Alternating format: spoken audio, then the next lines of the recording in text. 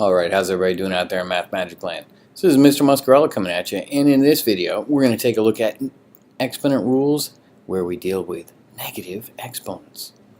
Alright, now let's take a look at what negative exponent rule actually is. You're going to have some base and raised to a negative power, which is the same thing as saying 1 times a to the negative n over 1, and we're just going to kind of simplify that, and when we do that we're going to take that negative exponent, and we're going to move it to the bottom so then it now becomes positive.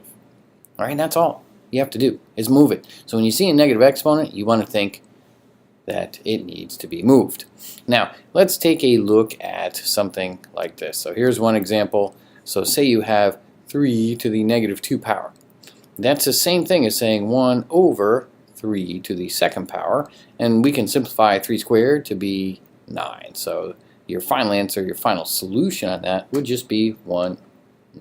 3 to the negative 2 power is 1/9. Now, say instead, so let's just do another example here. Say you had a couple of pieces here. Say you had 3 to the negative 7 power, but you, in the denominator, you had maybe 3 to the negative 3 power. Well, that's no big deal. 3 to the negative 3 in the denominator, that's going to move up to the top. So you're going to have 3 to the positive 3 power in the numerator. In the denominator, you're going to take the 3 to the negative 7th power from the original, and we're going to make that 3 to the 7th power is going to go in the denominator.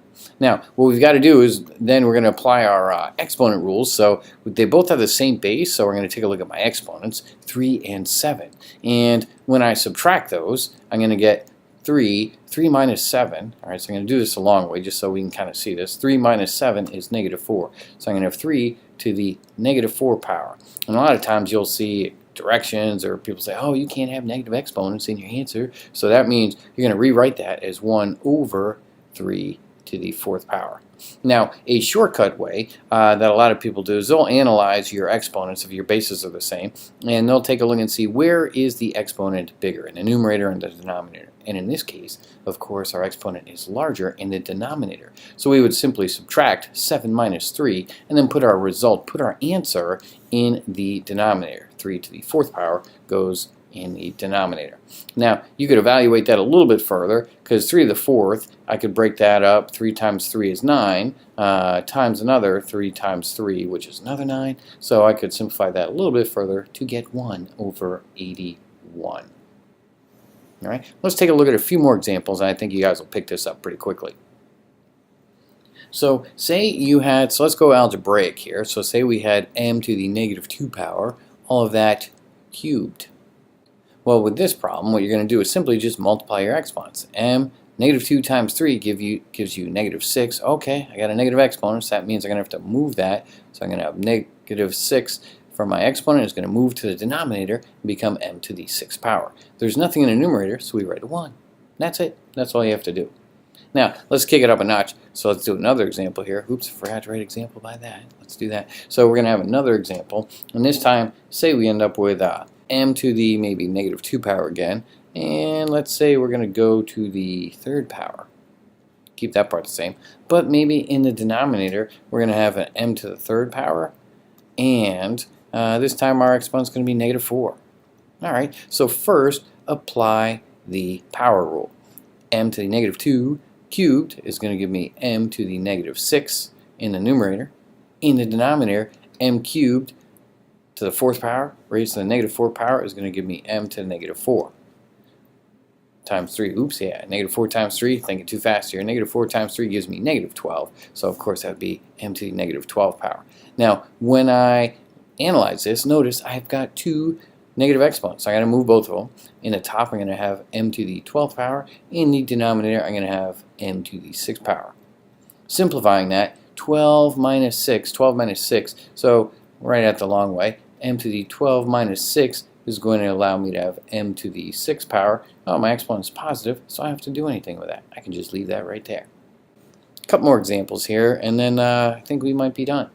So what if we had more than one variable? So say we had x squared and say y to the negative 3 power, all of that in parentheses, and we're going to raise that to the negative 3 power. And then in the denominator, say I'm going to have x to the negative 4 power, another y. Yeah, we'll just leave it y like that. And we're going to raise that to the negative 2 power. So when you do that, of course, you're going to distribute the negative 3 exponent to each term and use our power rule correctly. So negative 3 times 2 gives me an exponent of negative 6. And a negative 3 times negative 3 gives me an exponent of 9. So that's my numerator and my denominator. So I take my time. Inch by inch, it'll be a cinch. Negative 2 times negative 4 gives me 8. So I'm going to have x to the 8th power in the denominator. And then I'm going to have y. Oh my gosh, there's no number written there. There's no number. There's no exponent. But we know that that exponent is 1. It's going to be y to the negative 2 power. Now, I'm going to take each one of my exponents and just kind of rewrite them a little bit. So x to the negative 6 is going to go to the denominator. So I'm going to have an x to the 8th already there. That doesn't get to move. But x to the negative 6 is going to join the other x on the bottom. I'm going to have y to the 9th power on top. And then this y to the negative 2 is going to move, and that's going to go to the top as well. Now again, I'm going to use some more exponent rules here. 9 plus 2. So y to the 9 plus 2 is going to give me y to the 11th power in the numerator. And the denominator is going to give me x to the 14th power. Alright, so my final answer on that one, when I simplify everything, is y to the 11th over x to the 14th power.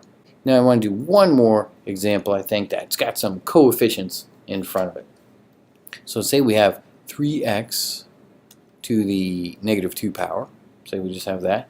And then in the denominator, I'm going to have 2x to the negative 3 power, 2x to the negative 3 power, 2x to the negative 3 power, and I'm going to square that one.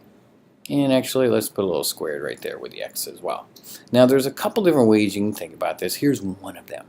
All right, so this negative 2 as an exponent is going to be applied to both terms in the numerator. So I'll have 3 to the negative 2 power, and then I'm going to have x to the negative 4 power.